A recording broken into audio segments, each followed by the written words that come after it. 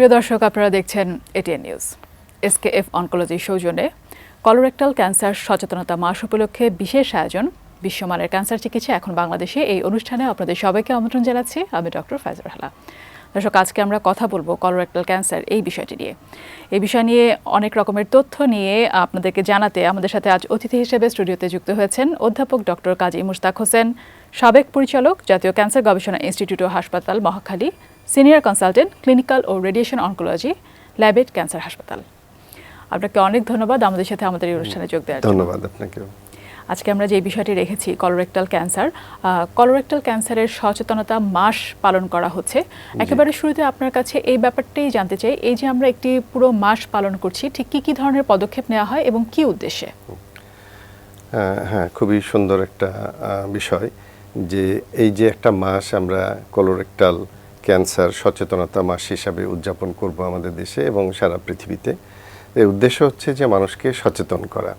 কি বিষয়ে সচেতন করব? যে যেন কলোরেক্টাল ক্যান্সার সম্পর্কে কিছু বিষয় জানতে হবে। সাধারণ যেমন আমি একটা কথা প্রায় বলি যে এক সময় কিন্তু আমাদের যেমন ভ্যাকসিনেশন নিয়ে খুব প্রচার করতে হতো যে আপনার শিশুকে টিকা দিন। এখন কিন্তু আর বলতে হয় না, এটি আমাদের মাথায় মগজে ঢুকে গেছে। তো সেরকম যে ক্যান্সারের মধ্যে বিভিন্ন মাসে আমরা বলে থাকি যে কোলোরেক্টাল ক্যান্সার কেন হয়, এর কারণগুলো কি, ঝুঁকিপূর্ণ ব্যক্তি কারা, তো এইগুলো বা রিস্ক ফ্যাক্টরগুলো কি কি, চিকিৎসাই বা কী হবে, চিকিৎসা ব্যয় কেমন হতে পারে, আমাদের দেশে কতটুকু সম্ভব, এই বিষয়গুলো যদি আমরা মানুষকে সচেতন করি তাহলে কিন্তু আমরা একটা কথা বলি যে ক্যান্সার অনেক ক্ষেত্রেই কিন্তু প্রিভেন্ট করা যায়, প্রতিরোধ করা যায় 1/3 ক্যান্সার। তাহলে যদি আমরা এই রিস্ক ফ্যাক্টরগুলো জানি, এগুলো যদি অ্যাভয়েড করি তাহলে কিন্তু অনেকাংশেই ঝুঁকি কমে যাচ্ছে। আবার যাদের হচ্ছে তারা যদি এই লক্ষণগুলো জানেন তাহলে মানে সূচনাতেই বা অল্প লক্ষণ দিতেই উনি একটা টেস্ট করলেন বা ডাক্তারের কাছে গেলেন, যে ধরা পড়লো। এবং ক্যান্সার চিকিৎসার প্রধান একটা ব্যাপার হচ্ছে যে যত প্রাথমিক স্টেজে ধরা পড়বে তত চিকিৎসা ফলাফলও ভালো হবে, চিকিৎসাটাও কমপ্লিট করা যায়। তো এই বিষয়গুলো মানুষের সচেতনতার জন্যই ব্যাপকভাবে বিশেষভাবে বিভিন্ন প্রোগ্রাম, যেমন আজকের এই প্রোগ্রামটি, তারপরে আমরা যেমন বিভিন্ন পত্রপত্রিকায় লেখালেখি করতে পারি, অনলাইনে বিভিন্ন প্রোগ্রাম হয়, এগুলোর মধ্য দিয়ে আসলে মানুষকে সচেতন করে তোলাটাই এই মাস উদযাপনের প্রধান লক্ষ্য। যখন কলোরেক্টাল ক্যান্সার নিয়ে কথা বলছি তখন শুরুতেই যে প্রশ্নটি আসে যে কলোরেক্টাল ক্যান্সার, এই ক্যান্সারটা ঠিক আসলে কোথায় হচ্ছে এবং কত ভাগ মানুষ আসলে আক্রান্ত হন? আমরা অনেকগুলো ক্যান্সারের নাম সম্পর্কে কিছুটা হলেও পরিচিত, কলোরেক্টাল ক্যান্সার আসলে সেই অর্থে খুব বেশি শোনা যায় না, এ কারণে যদি একটু বলতেন। হ্যাঁ, এটি ওই অর্থে কিছুটা মানে কম পরিচিত, কিন্তু আমরা যদি ডাটা দেখি সারা পৃথিবীতে তাহলে কিন্তু এটির অবস্থান 3য় অবস্থানে, পুরুষ মহিলা নির্বিশেষে। যদি আমরা ধরি লাং ক্যান্সার বা ব্রেস্ট ক্যান্সার মেয়েদের ছেলেদের প্রথম, দ্বিতীয় ছেলেদের ক্ষেত্রে মানে স্টোমাক ক্যান্সার বলে, বা এদিকে সার্ভাইকাল ক্যান্সার যদি হয়ে থাকে, তাহলে 3rd স্টেজে কিন্তু উভয় ক্ষেত্রে 3য় যে ক্যান্সারটি সবচেয়ে বেশি হয় সেটি হচ্ছে কোলোরেক্টাল ক্যান্সার। আমরা কোলোরেক্টাল, এখানে দুটা শব্দ আছে, কোলন, এটি আবার ক্ষুদ্র অন্ত্র, বৃহৎ অন্ত্র, 2 ভাগে ভাগ করা আছে আমাদের যে স্মল ইন্টেস্টাইন এবং লার্জ ইন্টেস্টাইন।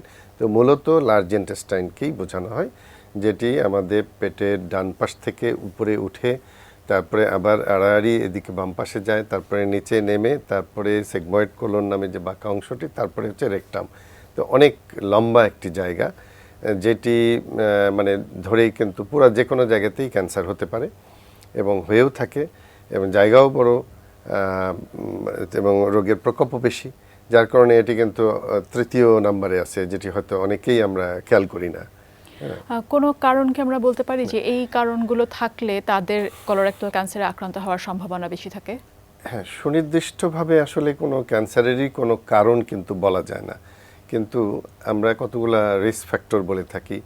তো ক্যান্সার ইন জেনারেল ক্যান্সার হচ্ছে যেটা জেনেটিক ডিজিজ, অর্থাৎ আমাদের শরীরে যে ভাঙা গোড়া হচ্ছে, সবসময় নতুন কোষ তৈরি হচ্ছে, সবসময় পুরাতন কোষ মরে যাচ্ছে, এবং কোলন কিন্তু একটা সেই ইম্পর্টেন্ট জায়গা যেখানে প্রতিদিনই কোটি কোটি সেল, নতুন সেল জন্ম হচ্ছে এবং প্রতিদিনই কোটি কোটি নতুন কোষ ওখান থেকে খসে যাচ্ছে বা মরে যাচ্ছে, রিপ্লেসমেন্ট হচ্ছে। এই যে ভাঙা গোড়ার কাজ বডির মধ্যে চলছে, এটা কিন্তু আমরা জানি না, টেরও পাই না। কিন্তু এইখানেই ভুলভ্রান্তি হয়, যে কাজ করে তার ভুল হয়, যে কাজ করে না তার ভুল হয় না। তো ঠিক একই ঘটনা এখানেও, যে এখানে ভুলভ্রান্তির সম্ভাবনা বেশি এবং যার কারণে এখানে রোগের প্রকোপও বেশি। এখন এর মধ্যে দেখা গেল যে কিছু কিছু জেনেটিক ব্যাপারও আছে এবং ইনহেরিটেড ব্যাপার আছে। যদি ফ্যামিলিতে থাকে তাহলে তাদের মধ্যে রিস্ক একটা বেশি। স্বাভাবিকভাবে এটা জেনেটিক ডিজিজ, মানে জিন অল্টারেশন হয়, জিন পরিবর্তিত হয়, সেটি একটা ব্যাপার। কিন্তু এটি আবার বংশগতভাবে প্রবাহিত হয়। এটা হলো মানে জেনেটিক এবং ইনহেরিটেড, দুটিই এখানে প্রযোজ্য। তাহলে যাদের ফ্যামিলিতে আছে তারা কিছুটা ঝুঁকিতে বেশি, আর যারা ঝুঁকিতে সেরকম ফ্যামিলি হিস্ট্রি নাই, কিন্তু ফ্যামিলিতে অন্য কতগুলো পেটের ভিতরে, অন্ত্রের ভিতরে পলিপ জাতীয় হয়, এইটাও কিন্তু ফ্যামিলিতে থাকতে পারে। এটা ক্যান্সার না, কিন্তু এটি যাদের আছে তাদের পরবর্তীতে ক্যান্সার হতে পারে। তেমনি আরও কতগুলো অসুখ আছে, সেগুলো ঠিক ওরকম সরাসরি ক্যান্সার না, কিন্তু এই আলসারেটিভ কোলাইটিস বলে একটা কথা আছে, পেটের ব্যথা, কিছু ব্লিডিং, পেট কামড়ানো টাইপের ব্যথা নিয়ে অনেক রোগী কিন্তু আছে, কিন্তু এনাদের ঝুঁকি বেশি অন্যদের তুলনায়। পাশাপাশি আমাদের যে খাদ্যাভ্যাস, আমাদের ফিজিক্যাল যে চলাফেরার থেকে শুরু করে, বিশেষ করে এখন আমরা দেখি যে আমাদের দেশের খাদ্যাভ্যাস অনেকটাই পরিবর্তন হয়েছে, বিশেষ করে শহরাঞ্চলে বা গ্রামাঞ্চলেও অনেকটাই, যে ফাস্ট ফুড, জাঙ্ক ফুড এগুলোর দিকে ছেলেপেলে, ইয়াং ছেলেপেলে বেশি মানে ঝুঁকে পড়ছে। তারপরে আমাদের ফিজিক্যাল অ্যাক্টিভিটি কমে গেছে। আমরা এখন গাড়িতে যাই, আগে কিন্তু মানুষ মাইলকে মাইল হাঁটতো, হ্যাঁ, তাহলে তার ওজনও বেশি হতো না। তো ওভারওয়েট, এই সব কিছু কিন্তু মানে রিস্ক ফ্যাক্টর। এগুলো অনেক রোগের জন্যই রিস্ক ফ্যাক্টর। যে ওয়েট বেড়ে যাওয়া শুধু যে কোলন ক্যান্সারের জন্য না, সব ক্যান্সারের জন্যই, এছাড়া হার্ট ডিজিজ, কিডনি ডিজিজ বা ডায়াবেটিস, সব কিছুর জন্যই কিন্তু ওভারওয়েট একটা বড় সমস্যা। তাহলে দেখা যাচ্ছে যে ফিজিক্যাল অ্যাক্টিভিটিটা সরাসরি কারণ না, কিন্তু এগুলো রিস্ক ফ্যাক্টরের মধ্যে চলে আসে। সব মিলায়ে আমরা অনেকগুলোই কারণ বা রিস্ক ফ্যাক্টর আলোচনা করতে পারি, এবং যেগুলো যদি আগের থেকে মানুষ সচেতন হয়, এই জায়গাটাই আসলে এই প্রোগ্রামগুলোর উদ্দেশ্য। যে আমার ওজন বেড়ে যাচ্ছে, আমি বেশি ফাস্টফুড খাই, আমার এই যে বাউল হ্যাবিটটা ঠিক নাই আগের মতো। আমাদের দেশে এক সময় শাকসবজি বা এমনকি ধরেন যে আটাটাও কিন্তু আমরা এখন রিফাইন্ড আটাটাই বেশি খাই, কিন্তু আগে ভুসি সহ আটাটাই বেশি ইউজ হতো। তো এই যে ভুসি জাতীয় খাবার, এরকম থেকে কিন্তু বাউল মুভমেন্টটা ভালো হতো, তার মলমূত্রটা পরিষ্কার হয়ে যেত। এখন যত বেশি এগুলো ভিতরে, এগুলো তো বর্জ্য পদার্থ, এগুলো তো বডি সিস্টেমে বের করে দিতে চাই, কিন্তু বের হয় না। তো যত বর্জ্য পদার্থ শরীরের ভিতরে থাকবে, তত তার বিষাক্ত প্রতিক্রিয়া হতে থাকবে। মানে খুব সহজভাবে বললে কিন্তু এরকমই, যে আমরা তাহলে কি করব, যে শাকসবজি বেশি করে খাবো, আমরা ভুসি জাতীয় খাবার, এই যে আমরা বলি অনেক সময় কনস্টিপেশনের রোগীদেরকে এইসবগুলির ভুসি খাবেন। তো এটা শুধু ওনাদের না, ওনাদের বলা হচ্ছে যে আপনার কনস্টিপেশন হচ্ছে, আপনি এখন এটা খান, কিন্তু মূল লক্ষ্য হচ্ছে যে সবারই যেন বাউল মুভমেন্টটা ইজি হয় এবং সবারই খাওয়া উচিত। খাবারই মানে প্রয়োজনীয় শাকসবজি খেলেই হবে, আলাদাভাবে এসবগুলোর ভুসিই খেতে হবে এমন না, এই আর কি। আরও অনেক কিছু শুনবো আপনার কাছ থেকে, তবে ছোট্ট একটি বিরতি নিয়ে এসে। দর্শক, এসকেএফ অনকোলজির সৌজন্যে বিশ্বমানের ক্যান্সার চিকিৎসা এখন বাংলাদেশে, এই অনুষ্ঠানে ছোট্ট একটি বিরতি নিচ্ছি, কিছুক্ষণের মধ্যে ফিরছি, সাথেই থাকুন।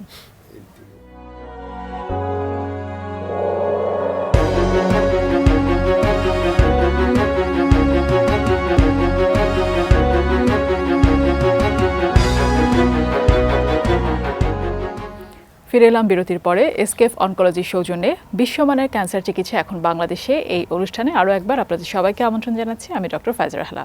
দর্শক, আজকে আমরা কথা বলছি কলোরেক্টাল ক্যান্সার নিয়ে, এবং অতিথি হিসেবে আমাদের সাথে আছেন অধ্যাপক ডক্টর কাজী মুশতাক হোসেন। বিরতিতে যাবার আগে আপনার কাছে আমরা কলোরেক্টাল ক্যান্সার সম্পর্কে বেশ কিছু তথ্য পেয়েছি। এবারে যদি একটু বলতেন যে উপসর্গগুলো, কখন একজন মানুষ বুঝতে পারবেন যে ওনার কোনো সমস্যা হচ্ছে, কি কি ধরনের সমস্যা দেখা দেয়? আসলে প্রথমে কিন্তু ক্যান্সার যখন শরীরের মধ্যে যে কোনো অর্গানই হয়, প্রথমেই কিছুই কোনো লক্ষণই কিন্তু থাকে না। হ্যাঁ, এটি একটা ক্যান্সারের বড় সমস্যা, যে শুরুতে তেমন কোনো লক্ষণ থাকে না। কোলন ক্যান্সারের বেলাতেও তাই। কিন্তু যখন টিউমারটা এই যে বৃহদান্ত্রের 3টা অংশ কিংবা নিচের দিকে রেকটামের অংশে যে কোনো জায়গায় যখনই এটা বড় হবে, তখন কি হবে, এই যে বাউল মুভমেন্টে বাধা দিবে।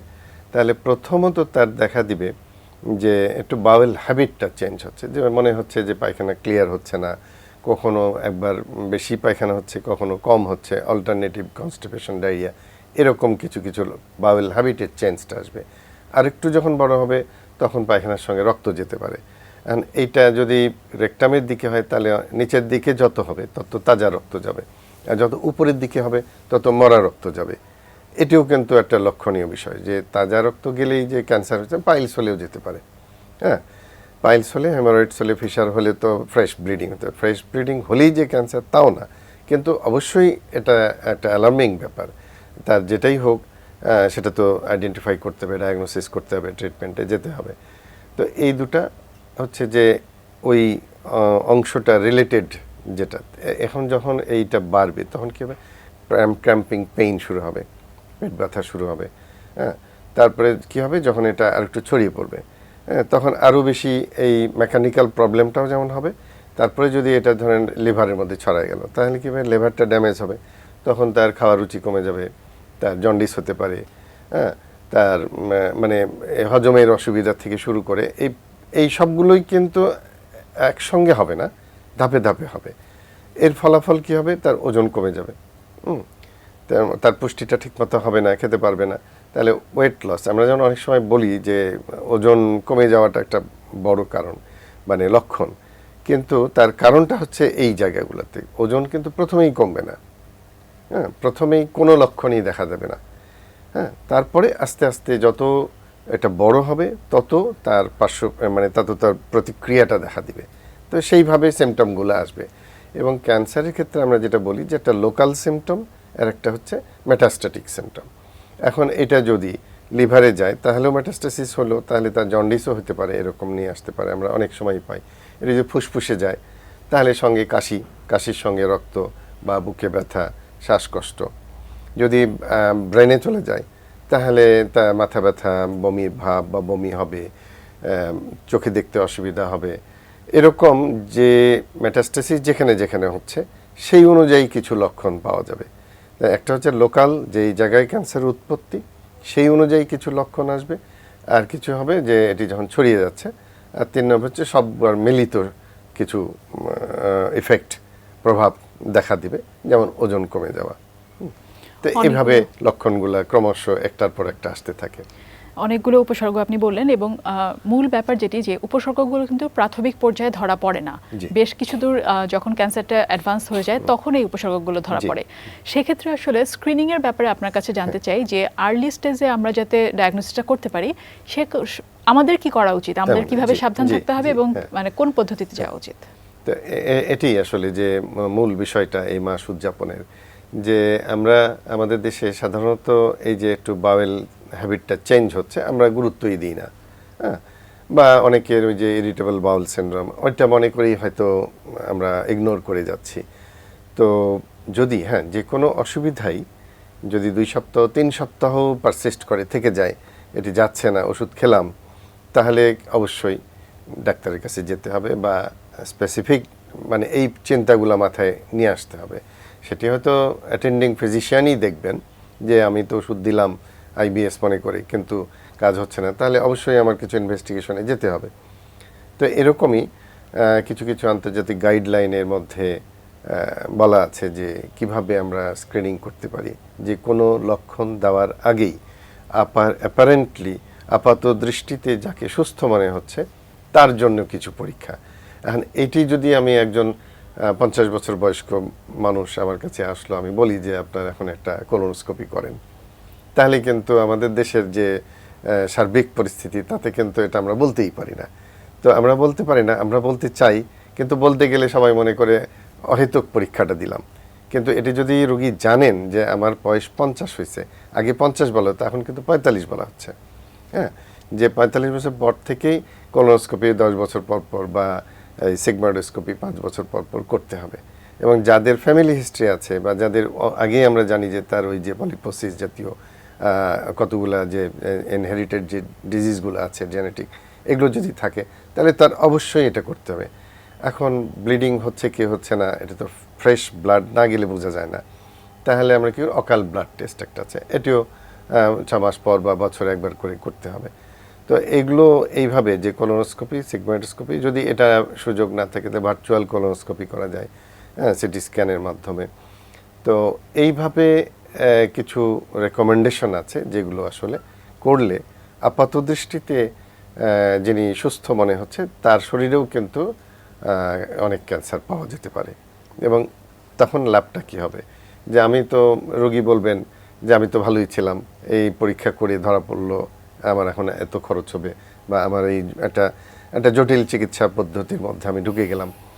তো প্রবলেমটা যেমন ধরা পড়বে এটা ঠিক, কিন্তু প্রবলেমের সাথে সাথে সমাধানের উপায়টাও কিন্তু তখন বেশি থাকবে। এখন আমরা যদি একেবারেই স্টেজ 1-এ ধরি, তাহলে কিন্তু সার্জারি করলে আর কিছু নাও লাগতে পারে।